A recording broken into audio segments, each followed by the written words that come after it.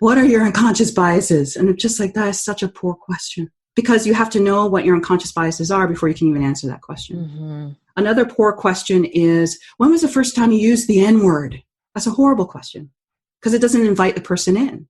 Yeah. And so the questions that I create are ones that help us understand our relationship to white supremacy, our relationship to white fragility.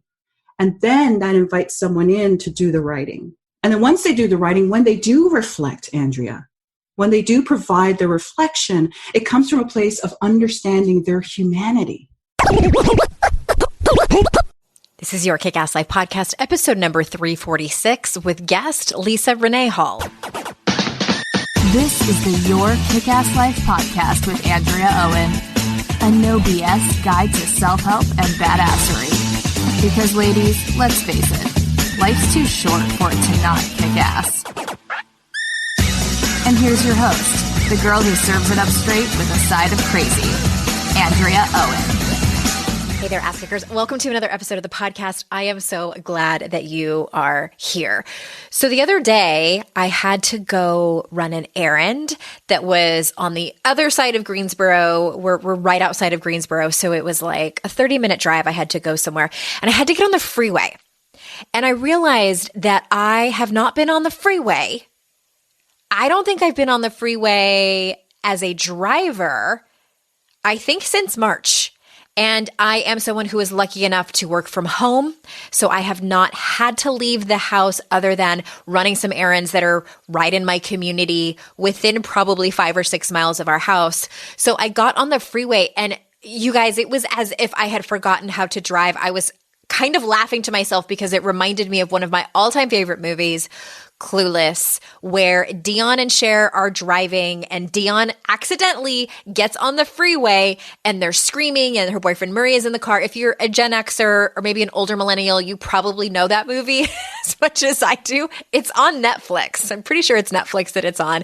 I watched it again with my husband, and that part is so funny. And that was my life for a few moments. It felt very awkward and a little bit scary. I'm like, oh my God, I'm out of practice. I'm very rusty. And I just thought it was funny and wanted to share it with all of you. Anyway, I am really excited to bring you today's guest. Leesa Renee Hall is someone that I have wanted to have on the show for a while, and we finally got our schedules coordinated to be able to have this conversation that is so extremely important, and I can't wait for you all to meet her. So for those of you that don't know her, let me tell you a little bit about Leesa.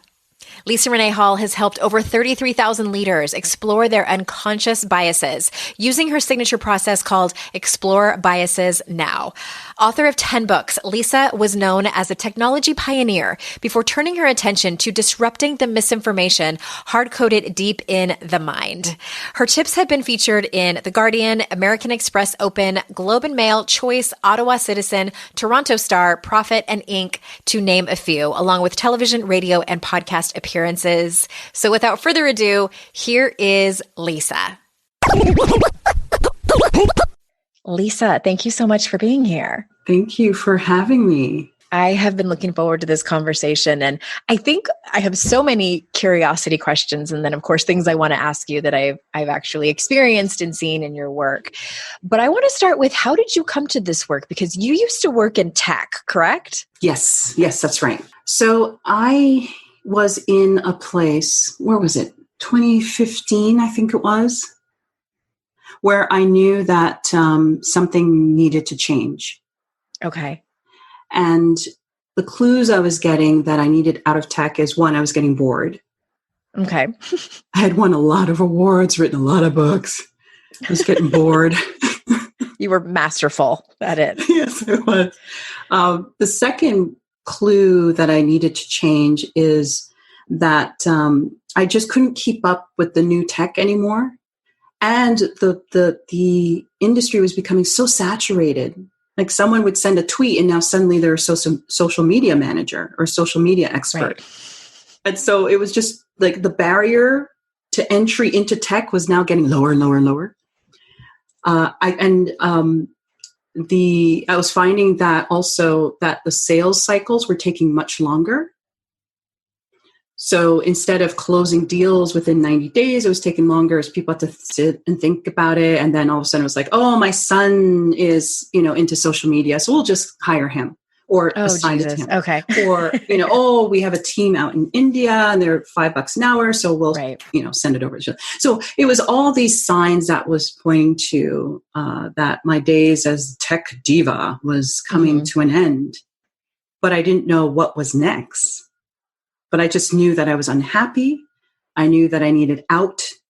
And also the money was not good anymore as well for me. And so I found I was struggling financially. I was struggling emotionally. And I needed something else. But I didn't know what it was. And so did somebody else point it out, or did you just sort of wake up one morning and say, I think I'm going to help people unpack their unconscious bias? Right. So it was around 2016 that I had played the organ at yet another funeral. And I had, it's something I do kind of on the side, and people hire me to play hymns at a funeral. So, and I'd been doing that for years.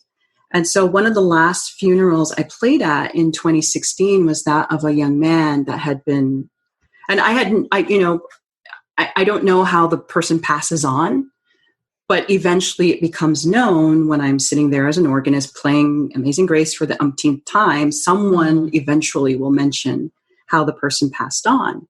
And so at this funeral, I went, 21 years old. That's unusual for someone to die that young. And not unusual, but it's just not, it's too young. Sure. And it is. It is. And so through the tributes and the eulogies, I found out that he was trying to step in to help a friend, and he was shot and killed. He was murdered. And so I've heard many tributes. I've heard about, I played at a 86-year-old woman's funeral one time, and people went up there and talked about her banana bread and how much they're going to miss her recipe. I've played at other funerals, someone passed away of cancer, and, I've heard the tributes about how funny they were and how much they're going to miss their humor. And they're pretty typical. But this one at this funeral, the father of the deceased went up, the father of the 21-year-old. And at first his voice was calm as he spoke into the microphone about his son. And then all of a sudden his tone changed, and he yelled into the microphone, "My son was murdered." And he repeated it again, and it jolted me because, as again, I've heard so many tributes and eulogies, but I've never heard such anger being expressed through one. And so the church was quiet, very quiet. And then the father said something that became the catalyst for my next steps. And he said this. He said, "My son left a catalog of songs behind that he never published. And he said, I'm going to spend the rest of my life publishing these songs because that will be my son's legacy." And so I sat there, Andrea, and I asked myself, as I was driving home, check in hand, just ruminating over what I had witnessed. And I asked myself, what will be my legacy? Is my legacy going to be discontent about being and working in the tech industry that I no longer enjoyed? Or is there something else? Am I going to do something so that I die empty, which is the title of a book? And the concept of dying empty is to ensure that everything that's in your head, the songs that you've never composed, the books you've never written, all those ideas are somewhere written on a piece of paper, left behind, so that if you cannot get to it in your lifetime, then someone in your family will do that work for you. And so it was a few days later, on January 3rd, 2017, I woke up at 4:30 a.m. And my intention was to write a book of fiction, my first book of fiction. And I was pretty good at doing it, Andrea. I wrote one chapter a day for 59 straight mornings. Wow. And it wasn't 59 chapters. It was, so many chapters. And I went back and I reviewed and revised. And then it was on the 60th morning that I woke and I had a professional setback, and I wrote expressively about that. And I didn't feel like it was resolved. So on the next morning, I woke again and wrote about the professional setback. And little did I know, Andrea, that it wasn't about creating characters for this fictional book that I was being called to do, but it was about exploring the character of me. That's really what I needed to do with this journey. Wow. Yeah. I kind of hate to say it, but you sound like a life coach, Leesa. I know. And coaching is a label I thoroughly reject. I know. And that's part of why I was teasing you. But no, it sounds like a beautiful moment that God or the universe or your higher power was conspiring with you. Yes. And sending you down the path. And I want to ask you about a couple of things, just, based on what you just said. But well, let me start here. You talked about self-reflection and you had this moment of reflection where you started to write about that to get to know yourself better and, yes. and where you were and where you're at now and where you're going to go or wherever the writing takes you. But I know on your website, you talk about this and you say by developing a habit around self-reflection, you begin to accept the nuances and complexities within yourself. So can you talk to us more about that? Yeah. As I continued writing, I decided that I was feeling something. I was like, oh, this is feeling nice. I'm liking what's coming up. And so I decided to say goodbye to my tech identity by writing a memoir about my years working in tech as a Black woman with a liberal arts degree. And I did really well in tech, even though I had a history degree, even though I was, a minority, being both woman and a woman of color. Yeah. And I wrote about, it took me a few weeks to write about all the memories I had. How did I get into tech and all the different characters I met along the way? People who were happy to see me in the field and others who did whatever they could to sabotage me in tech. And I still came out on top. And so I wrote that, and I realized that my words weren't just a way to document that experience, but my words were also being used as a way to say goodbye to that. And so whether or not that memoir sees the light of day, who knows? But what I did know is that when I wrote the memoir, which I called, which had a working title, Operation Bulldoze, because it's kind of how I operated in tech. If someone was trying to sabotage me, then I kind of reacted in kind, and I always came out on top. And so I was very cutthroat and cunning. Really? I was. My gosh, that surprises me. I believe you. Yeah, in my quiet, gentle way. Because my goal was to prevent anyone from discovering my secret, which was that I didn't have an engineering or computer science degree. Oh, okay. And I learned early that people they were looking for anything. Some people were looking for anything to discredit my existence in the field. Mm-hmm. And when they found out I had a liberal arts degree, then that galvanized them. So yeah, I was gig was going to be up. My gig was going to be up. Mm-hmm. So I was like, yes, I have to make sure nobody finds out. So, but as I wrote the memoir, I continued writing about other aspects of my identity. And I realized that I'm not just, as I continued writing reflectively, stream of consciousness writing, I realized that, I'm not just a tech diva. And that's a name that someone gave me. So that's why I'm using it now. That I'm not just a tech diva, that I'm not just a Black woman, that I'm not only just a Canadian. That all of these experiences weave together to make Leesa who she is. Mm-hmm. And it's kind of weird talking about myself in the third person, but you kind of get it. But so it's kind of weird, right? But at the same time, it's like, wow, all these experiences have shaped who I am. So it's not that I'm a tech diva only. I'm all these things. And it was like the light bulb went off. It was like, wow, this is the nuance. This is the complexity. These are the layers of who I am. So I can't just answer to being Black woman. I'm also a Black woman who's Christian, who's a firstborn, who grew up in Canada, who grew up in an urban center, who, and I can keep going down the list of all the labels. Yeah. And if I attach myself to any one label, then I dismiss the fullness of my humanity. And of course, that's the realization I came through as I continued waking up before 5 a.m. to do stream of consciousness writing as I dug deep through the layers of who I am. Mm-hmm. Mm-hmm. Okay, so I want all the people listening who have been putting off journaling Yes. and poo-pooing it to stop what you're doing and really listen to this, because I say that partly in jest to myself, because I know the power of journaling and reflective writing.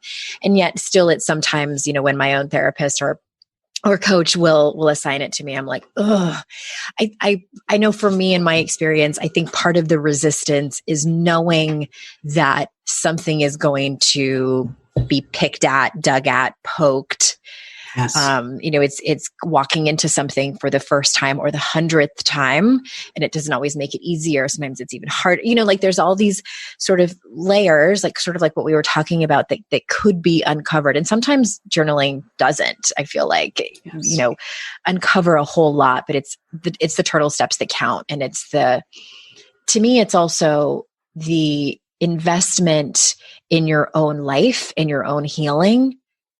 Yes. And I think it's part of your legacy too, is the reflective writing and the journaling. And that's what I ask people to do. Like in my community on Patreon, once a quarter, I run a 10-day inner field trip.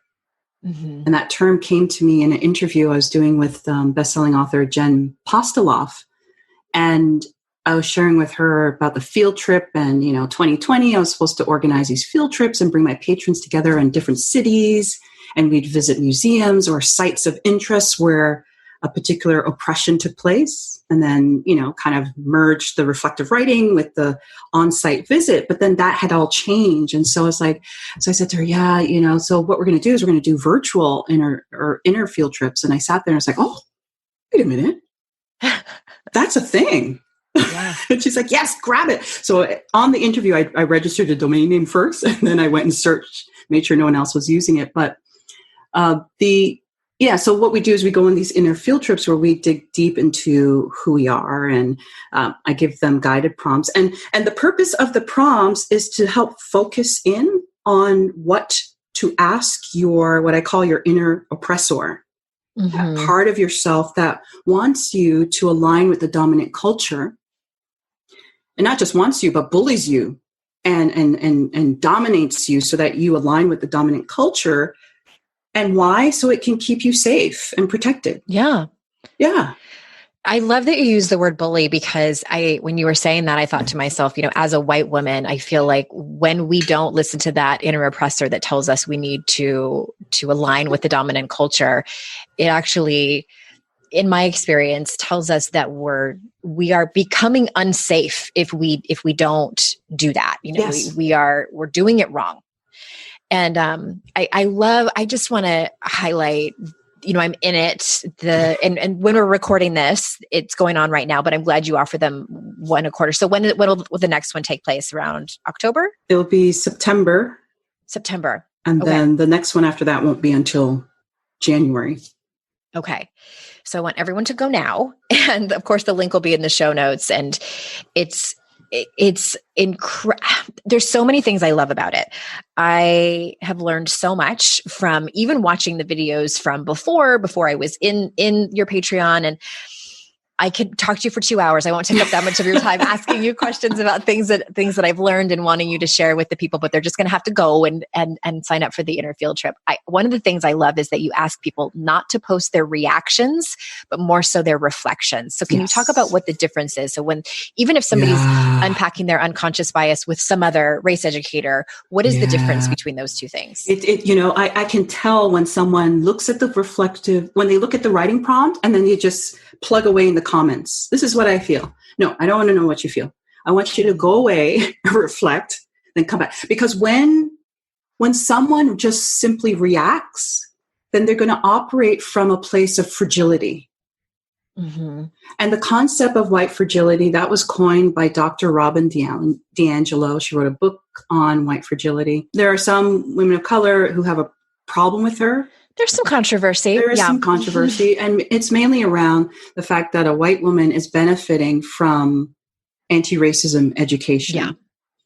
And so there's questions around that. It doesn't take away from the scholarship that she's offered, but it's also, please also prioritize books written by people of color who live this experience. And Robin DiAngelo is not the only person who's written a book about that topic too. But yes, I appreciate you saying that. So the term was coined by her. Yeah, she coined it, and it's a great term. I mean, it's horrible to be on the receiving end, but white fragility simply means that it's the reaction that white people hear, or the defensive moves that white people go through in order to shield themselves from the lived experience of a person of color. So they either minimize, mock, diminish, dismiss, the spiritual bypassing, the love and lighting, that all comes into play. And so when we are reacting, when we come into these conversations and just react to what we're seeing, that's where white fragility starts to emerge. And that's the reason why I ask my patrons, and whenever I do my workshops, that we do the writing first. I will not engage in anti-racism discussions or discussions around racism with anyone unless they first have done a reflective writing session. And so even if a stranger turns around to me and, says, "Oh, Black Lives Matter," I'll be like, first, I'll say, "Stop right there, sir. Have you done some reflective writing around this topic?"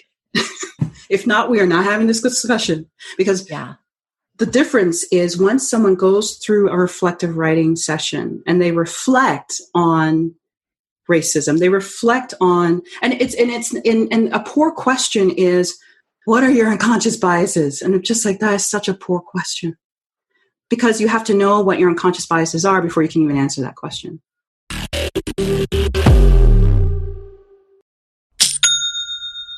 Shopify's already taken the cash register online, helping millions sell billions around the world. But did you know that Shopify can do the same thing at your retail store? Give your point of sale system a serious upgrade with Shopify. With Shopify, you get a powerhouse selling partner that effortlessly unites your in-person and online sales into one source of truth. Track every sale across your business in one place and know exactly what's in stock.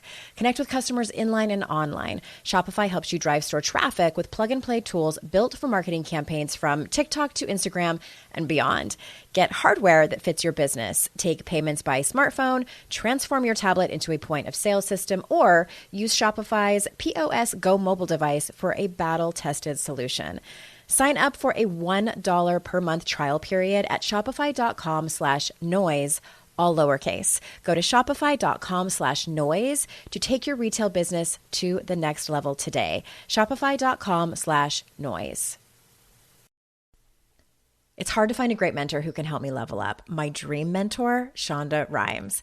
So I was really excited when I heard she has a class on Masterclass. With Masterclass, you can learn from the best to become your best. Masterclass is the only streaming platform where you can learn and grow with over 200 plus of the world's best. For just $10 a month, an annual membership with Masterclass gets you unlimited access to every instructor. And you can access Masterclass on your phone, computer, smart TV, or even in audio mode. I'm always looking for ways to be a better writer, so I took Shonda Rhimes' screenwriting class. It helped me gain concrete technical advice, including structuring, the writing process, and with shows under her belt like Grey's Anatomy and Bridgerton, it was so helpful. Plus, every new membership comes with a 30-day money-back guarantee. Don't wait another moment to start your learning journey with Masterclass. Right now, our listeners get an additional 15% off any annual membership at masterclass.com/Andrea. That's 15% off at masterclass.com/Andrea. Masterclass.com/Andrea.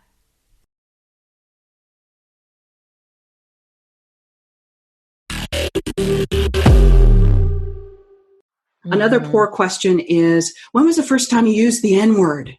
That's a horrible question, because it doesn't invite the person in. And so the questions that I create are ones that help us understand our relationship to white supremacy, our relationship to white fragility.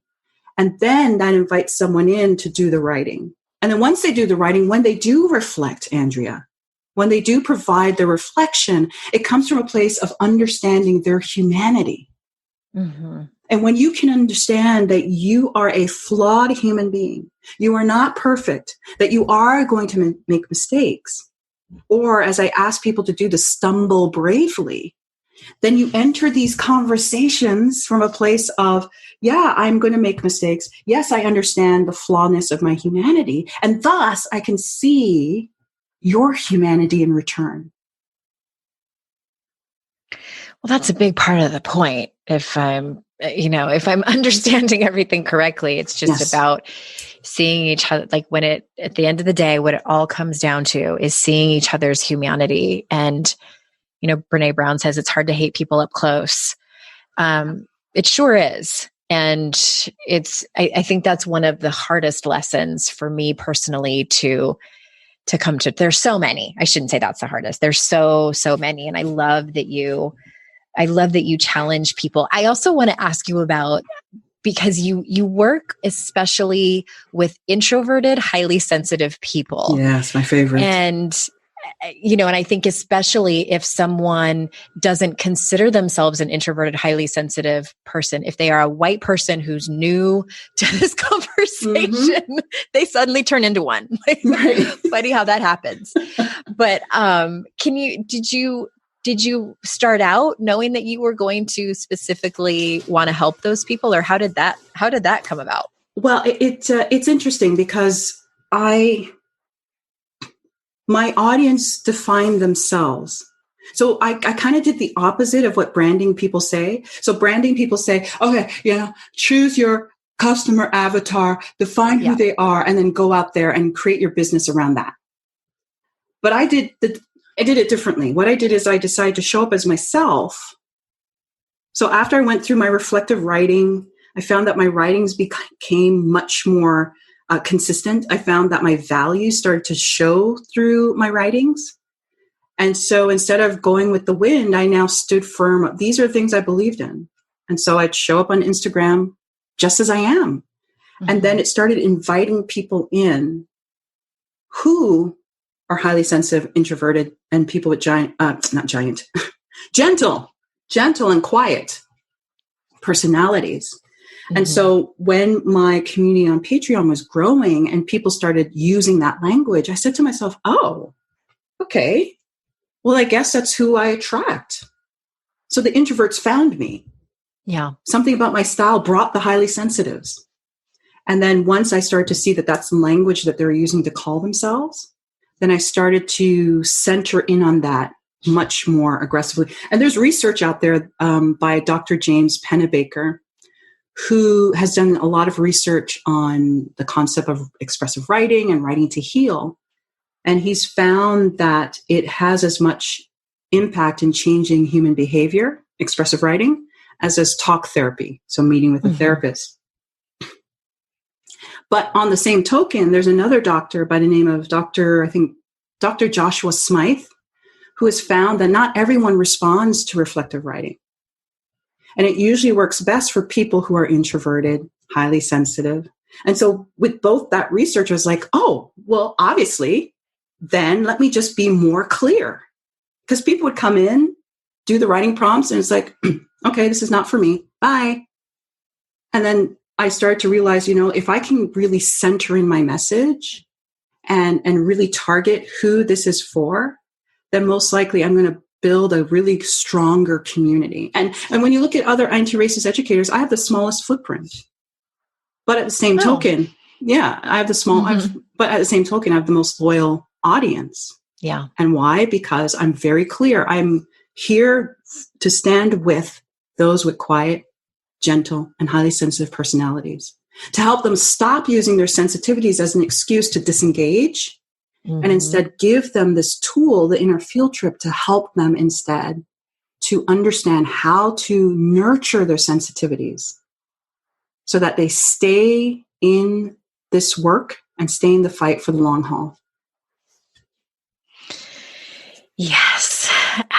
I also want to just put it out there that as someone who identifies as an extrovert with a highly sensitive personality, I have found so much value in your work. And so everybody listening, I don't want you to think that, maybe you might not be an introvert, but I think there's a large percentage of my listeners who are highly sensitive people. And I love that you said, like, don't use that as an excuse to not do this work.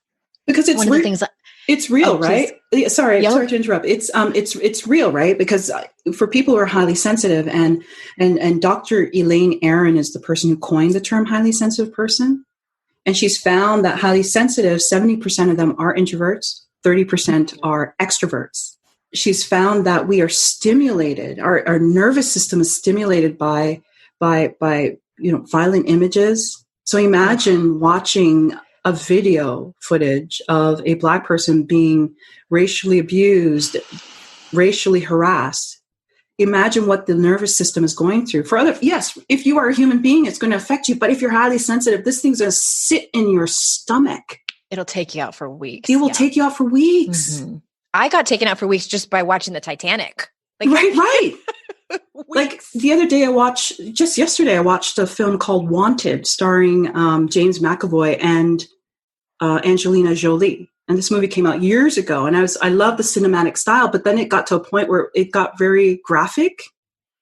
And I had to turn away because of just boy, I wish someone warned me first. So even that, pretend films, fictional films can affect me so. Imagine if it's real life. And so the goal... Yeah. And so the goal is to help give you something that sustains you so that you don't have to watch that violent imagery, but you can still stay in the work and understand that it's important to do the work to unpack your unconscious biases so you stand with and not for Black, Indigenous, and people of color. With and not for. Thank you for that distinction. Yes. It's important. Because it is important. Well, what I was going to say earlier is that, you were talking about doing this work, and people who identify as HSP, we tend to, and, from my own experience, we tend to feel emotions. I mean, it is a full body experience. Full body. And in one of your videos I was watching, I think it was a live you had done before, and I was watching the replay, and you were asking your audience about their physical symptoms, like as they start to unpack their unconscious biases. Yes. And even for those listening who aren't in your inner field trip yet, but who have maybe followed some race educators on Instagram, or they're leaning more into the work. And I mean, I'm going to go out there and put, on a limb and just say, like, you're probably feeling this in your body. For me, for like a solid week, I had that solar plexus, a combination of anxiety as well as GI stuff going on. My palms were sweating. It really was, just like the adrenaline running through my body. And I am so grateful that you acknowledged it and talked about it. And you did. Can you say a little bit more about that? Because what you said was really interesting about what is actually happening in both your nervous system and to the psyche. Mm-hmm. I get the question. And I clued in on this about 6 months after my blog post went viral. So I posted some expressive writing prompts, and I use expressive writing, reflective writing, I'll use it interchangeably. But I had a blog post go viral in October 2017 with writing prompts. And then a few months later, Layla Saad did an Instagram challenge called Me and White Supremacy, which is now a New York Times bestselling book. And I was noticing that as she was posting, people would post their reaction. And there was a lot of people saying, oh, my stomach, I have explosive diarrhea. Yep. Mm-hmm. Tummy is, I have nausea, wobbly limbs. And so people would mention this in passing. And so I noticed that was also happening with my patrons as they were unpacking using my writing prompts. So I did a Instagram live in 2018. And I spoke to this, why your stomach feels queasy when doing this work. And you mentioned the solar plexus, those are the chakras. And for some people, it's migraines. Other people's is a dry throat or excessive coughing. The stomach area, that's huge. And that's usually the common thread is anything having to do with the digestive area.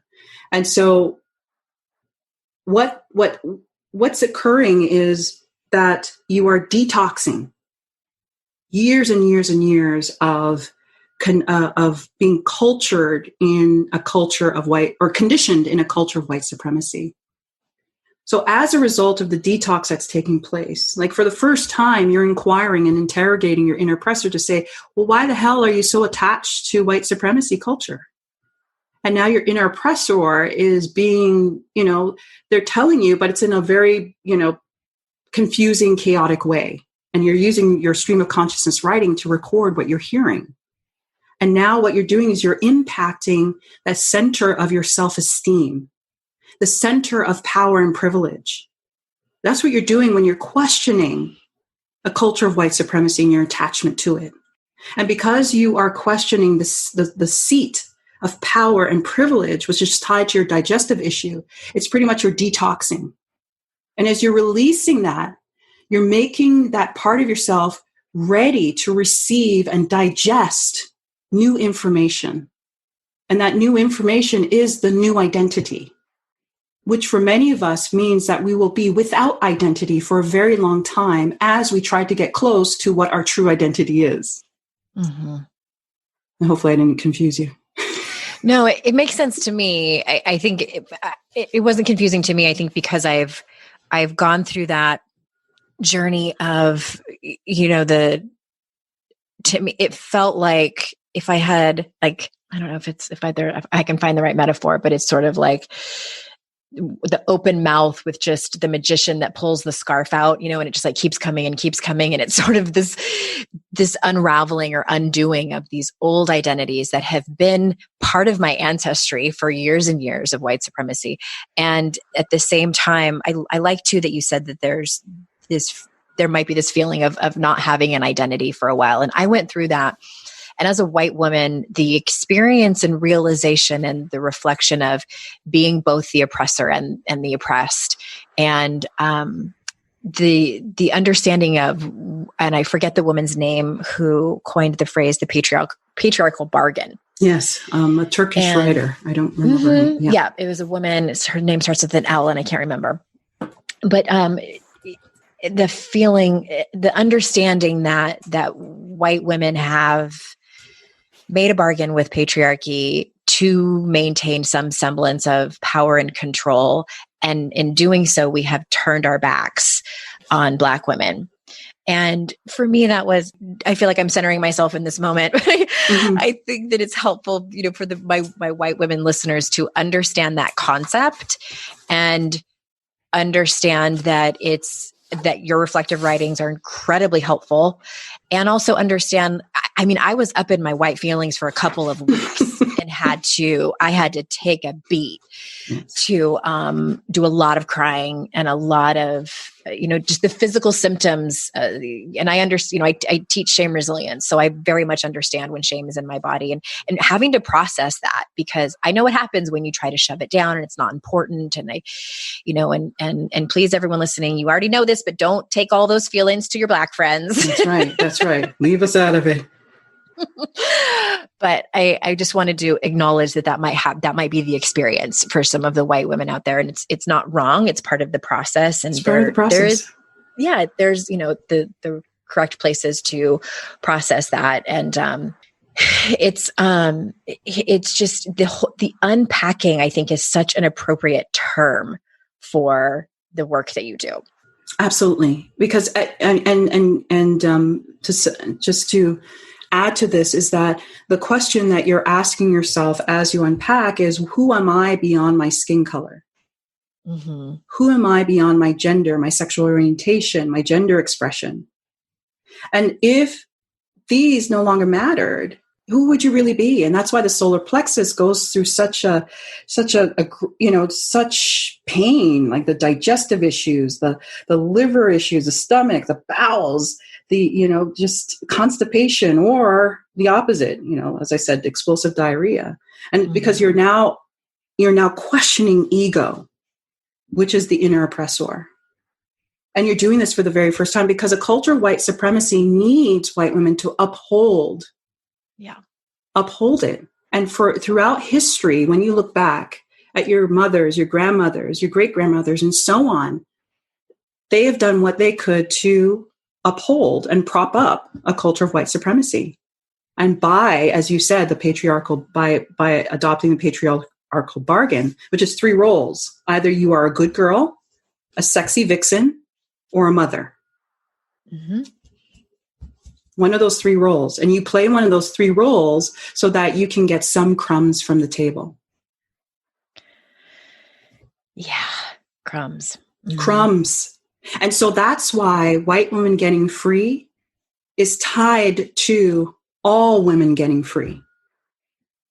And that's why, for me, as a woman of African descent, my freedom, your freedom is tied up in mine, and mine and yours. Whatever it is that I can get free on, it's of benefit to white women. And that's why it's beneficial for all women to work together in taking down this system. Not so that we can reassert power in a new way, but so that we can reimagine a future without bias, so that we can reimagine a system without oppression. That has to be our collective goal. Because I don't want to see white women at the top and then now they're oppressing me. Right. And just the same, I don't think you want to see Black women at the top in power and now they turn around and oppress you.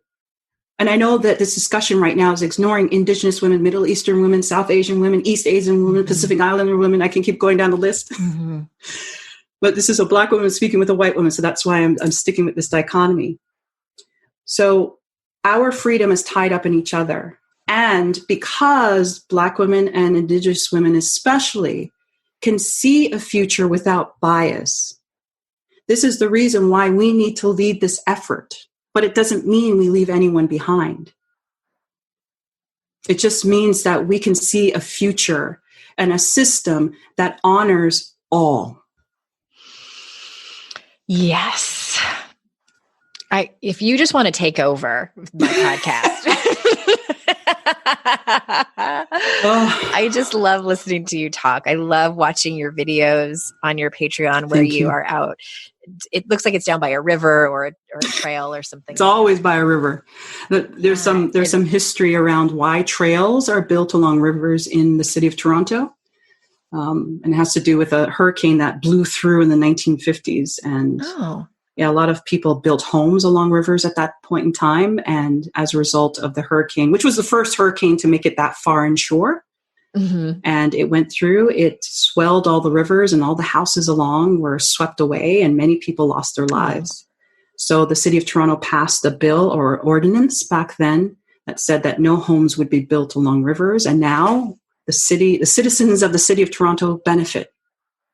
Okay, good. Because of all the trails that are built along the rivers. So that's where you'll find me often. Yeah. And I love, I find myself personally drawn, I think because of my personality, I find myself very drawn to women like you who are just quiet and contemplative and, but just so impactful with not just your words, but just your teaching. And it's so incredibly important. And I just want to circle back real quick. The Turkish author that we were talking about, her name is, I don't know if I'm pronouncing it right. It's Deniz Candioti. And in 1988, she published an article called Bargaining with Patriarchy. So that's where that term comes from.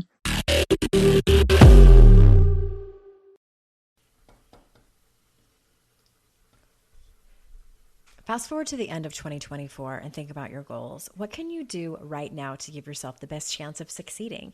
If you want to learn a new language, you absolutely should get Babbel. Don't pay hundreds of dollars for private tutors or waste hours on apps that don't really help you speak the language. Babbel's quick 10-minute lessons are handcrafted by over 200 language experts to help you start speaking a new language in as little as 3 weeks.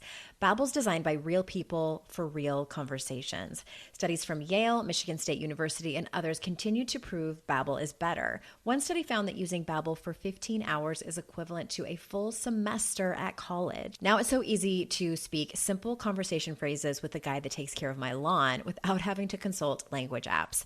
Here's a special limited time deal for our listeners. Right now, get up to 60% off your Babbel subscription, but only for our listeners at babbel.com/noise.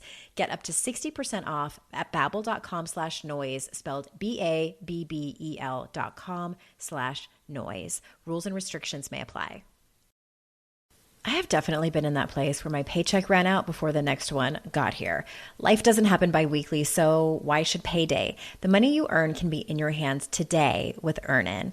Earnin is an app that gives you access to your pay as you work, up to $100 per day or up to $750 per pay period. Just download the Earnin app and verify your paycheck. Then access up to $100 a day as you work and leave an optional tip. Any money you access plus tips are automatically repaid from your next paycheck. You can use Earnin to pay for a girls' night out, a last-minute gift for a loved one, or even summer camp for the kids. Make Earnin a part of your financial routine and join Earnin's over 3.5 million customers who say things like, when I think about Earnin, I think about financial stability, security. It gives me a lot of peace of mind. Download Earnin today, spelled EARNIN in the Google Play or Apple App Store. When you download the Earnin app, type in noise under podcast when you sign up. It really, really helps the show. Noise under podcast. Subject to your available earnings, location, daily max, and pay period max. See earnin.com/TOS for details. Earnin is a financial technology company, not a bank. Bank products are issued by Evolve Bank and Trust, member FDIC.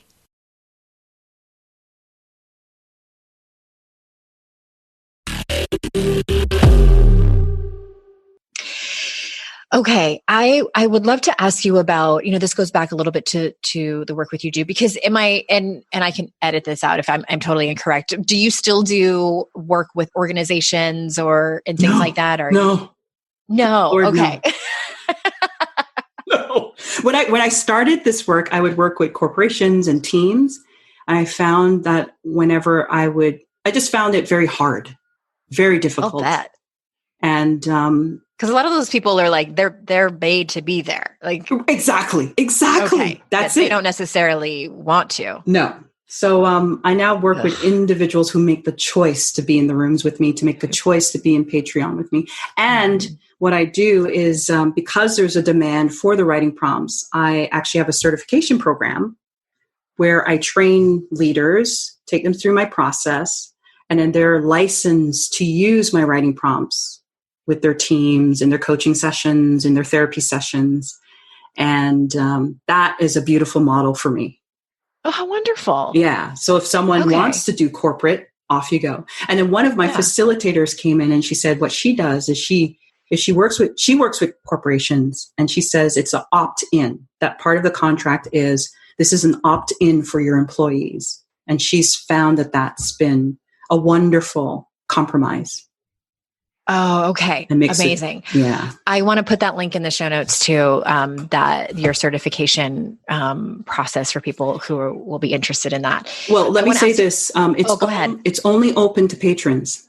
Okay. And patrons have to go through a particular, like the inner field trips, they have to do so many of those before they're actually invited to apply to become a certified facilitator. Okay, great. Thank you for clarifying that. I want to ask you one more question before we wrap up. And really it's, if someone wants to begin unpacking their unconscious biases, what might be some steps for them to take? Obviously signing up with me in your Patreon. Yes. But what else can you recommend? So my process follows what I call AIM, AIM. So taking aim at your unconscious biases. And so the first step is awareness, of course.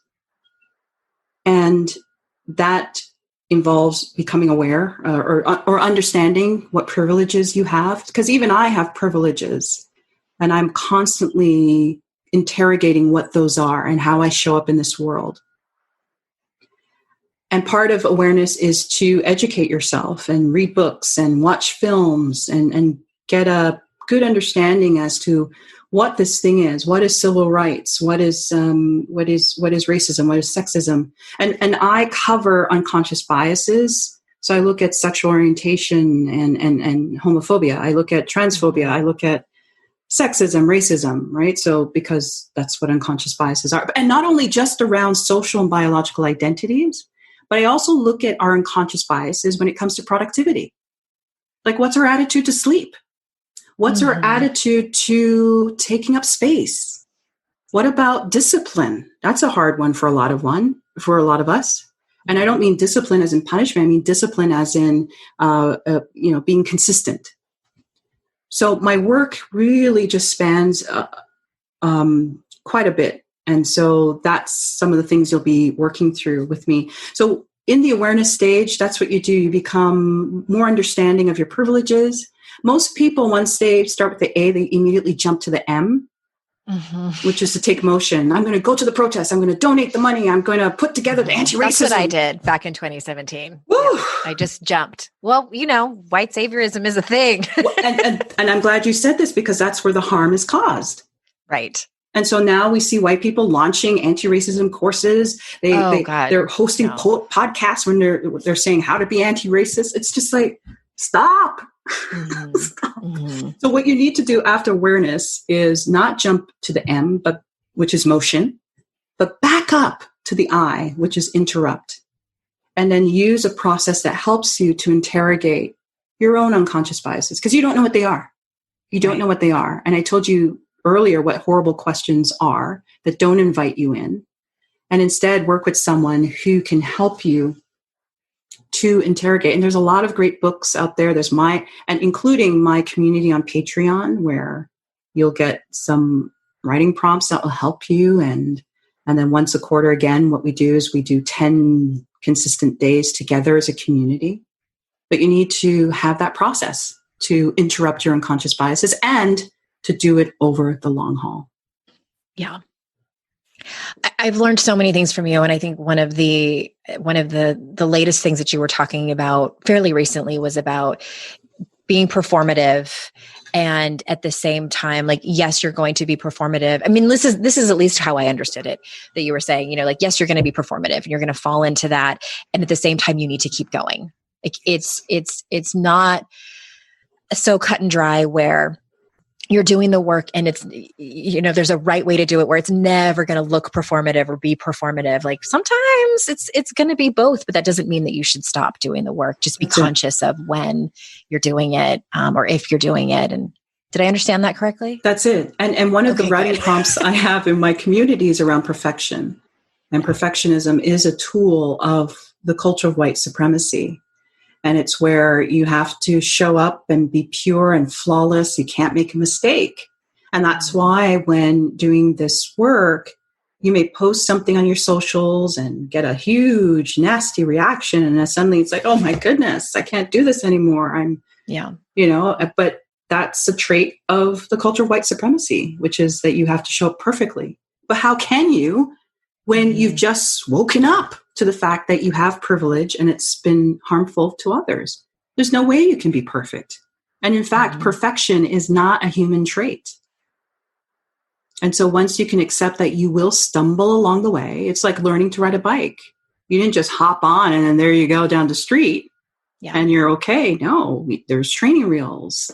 If you didn't have training wheels, maybe a parent or an older sibling or older cousin ran behind you and then let go and then you fell, scraped your knee. Did that stop you from riding a bike? No, you got back up. And even elite cyclists still crash sometimes. That's right. That's right. The Olympics is a great example where people sometimes on the big stage, they're consistent all year round and then suddenly, bam, they have their worst performance. And then they come back in 4 years and they're still at it. So that's that's how you should view your quest to become anti-biased, anti-oppressive, and anti-racist. That it's going to be, you're going to stumble along the way, but as I said before, just stumble bravely. Stumble bravely. I think that is a beautiful end note. So thank you so much, Leesa Renee Hall, for being here. And I've said it 100 times during this interview, but I highly encourage everyone to go check out and sign up for your Patreon. For as little as $5 or $10 a month, you can go on one of these inner field trip writing quests, and those links will all be in the show notes. And anything last minute that you need to feel like you need to say to feel complete. I love that. I love that. I know. I love it. But yeah, I want to just reiterate one point, that when you can reclaim your humanity, it'll be easy for you to see the humanity in others. And then it no longer becomes a mystery how to become anti-racist, anti-bias, or anti-oppressive. So many links to personal development in this. And thank you. Thank you. Thank you. Thank you. And everyone, you know how grateful I am that you spend your time with us here and with me and my guests. Thank you so much for being here. And until next time, I will see you all out in cyberspace. Bye-bye.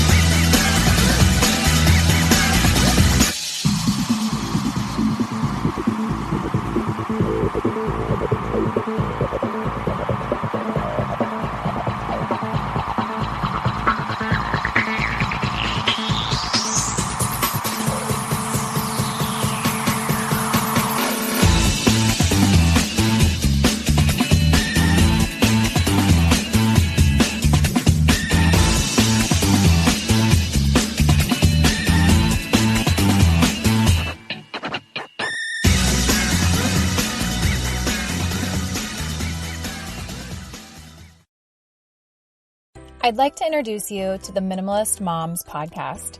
It's hard enough being a mom, and the last thing you need is stress from too much stuff and an overcrowded schedule. For too long, I lived with the mindset that bigger was better, and the more I added to my life, instead of feeling better, I felt overwhelmed. It was time for a radical new mindset. Less is more. I'm not into extremes. I didn't throw everything away. My brand of minimalism is more about adding than subtracting. Get rid of the excess to make room for what you love. In other words, it's about living life with purpose. I hope you'll listen in, and my guest and myself can inspire you to think more and do with less. The Minimalist Moms podcast, available wherever you listen to podcasts.